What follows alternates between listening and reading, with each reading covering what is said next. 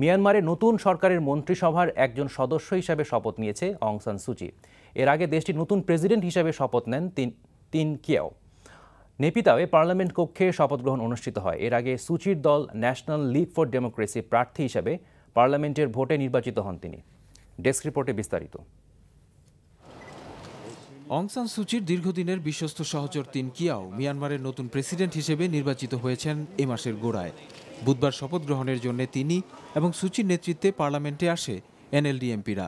50 বছরের মধ্যে প্রথম বেসামরিক প্রেসিডেন্ট হিসেবে নির্বাচিত হয়ে শপথ নিলেন তিনি। শপথ গ্রহণ শেষে পার্লামেন্টের উদ্দেশ্যে প্রথম ভাষণও দেন তিন কিয়াও।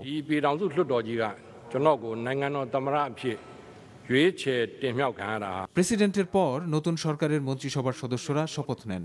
সুচি নিজেও মন্ত্রী হিসেবে শপথ নিয়েছেন, যদিও মন্ত্রণালয় বণ্টন এখনো চূড়ান্ত হয়নি।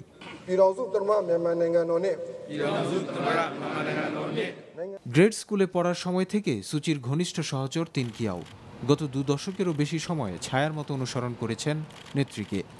তার বিশ্বস্ততা ও ত্যাগের প্রতিদান হিসেবেই মূলত তাকে প্রেসিডেন্ট মনোনীত করেন সুচি। ঘনিষ্ঠজনদের মতে রাজনীতিক না হলে হয়তো সাহিত্যিক হতেন কিয়াও। ইয়াঙ্গুন বিশ্ববিদ্যালয়ের প্রথম প্রজন্মের ছাত্র ছিলেন তিনি। পড়াশোনা করেছেন অর্থনীতি ও কম্পিউটার সায়েন্সে।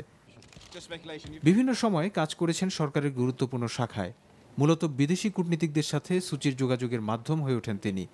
সুচির গৃহবন্দিত্বের সময়গুলোতে ত্যাগ ও প্রতিশ্রুতির অগ্নি পরীক্ষা দেন Tin Kyaw. Hasan Bayezid, NTV international desk.